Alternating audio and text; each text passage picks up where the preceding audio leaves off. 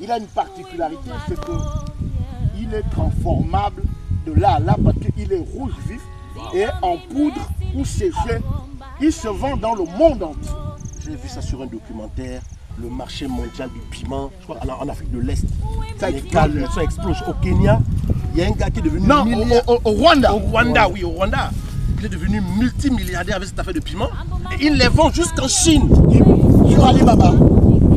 Extraordinaire. Alibaba. Mais on néglige des choses extraordinaires. Et là, tu as un autre test d'association de culture. Là, je vois du maïs avec du haricot. Est-ce que les Gabonais savent qu'on peut le faire? Nous sommes en train de tester du haricot noir. La semence d'origine, elle est de Tanzanie, mais nous l'avons eue en Zambie, dans une de nos fermes en Zambie. Et nous sommes en train de tester pour voir comment il va se développer. En association avec le maïs. Il faut savoir que le haricot, c'est de la même famille que le soja et l'arachide. Donc il enrichit le sol. Regarde celui-là par exemple. Hein? Regarde les feuilles là. Il y a une différence. Regarde celui qui est distant.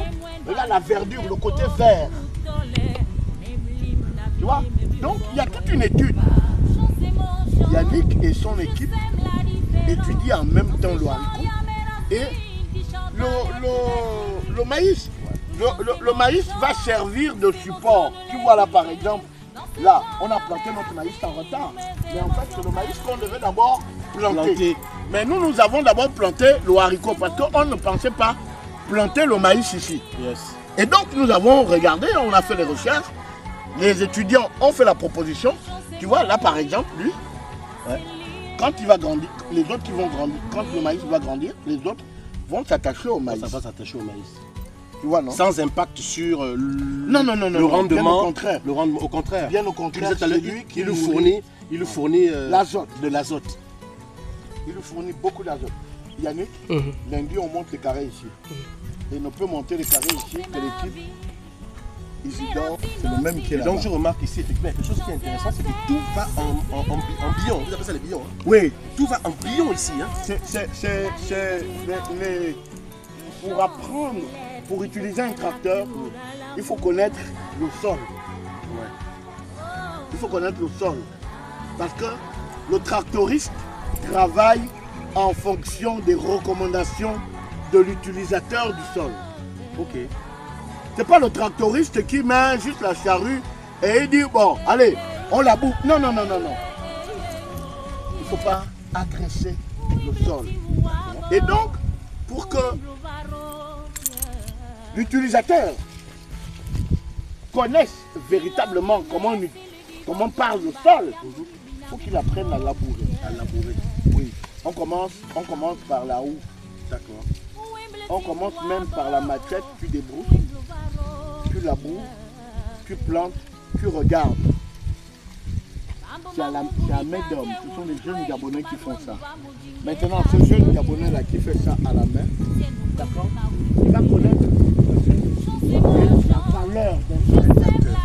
Normalement, dans les pays industrialisés, c'est plus, enfin, dans la mécanisation, c'est plus facile de le faire avec un tracteur. Parce que non, avec un tracteur, c'est de là à là. Même ici. Parce que nous n'avons pas de tracteur.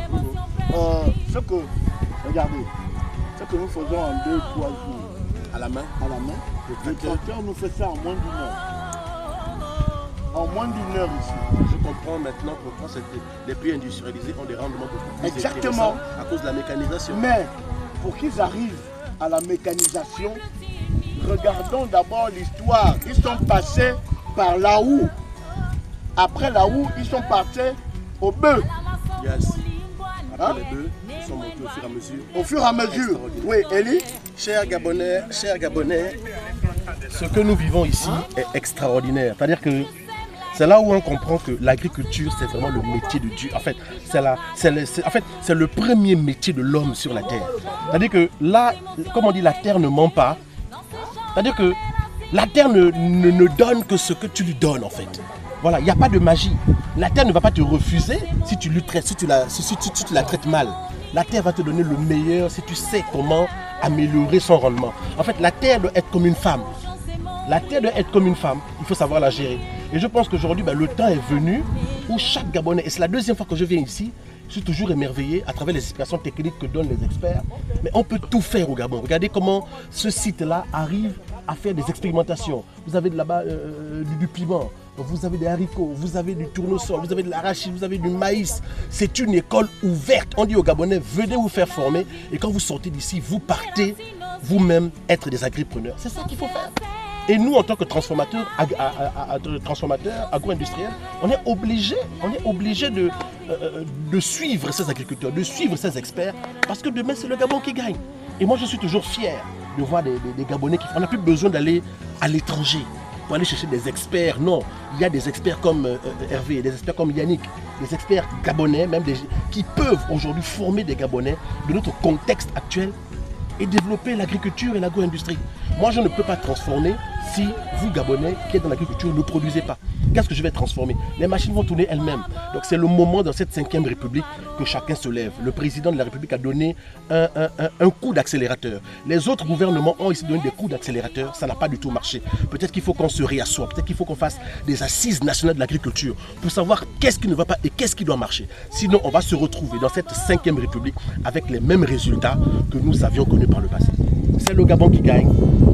Continuez de nous suivre, continuez d'aimer le Gabon, continuez d'aimer le pays, continuez d'aimer notre système, continuez d'aimer notre président, continuez d'aimer nos choses. Si on n'a pas un système politique stable, on ne peut pas développer tout ce que nous avons là.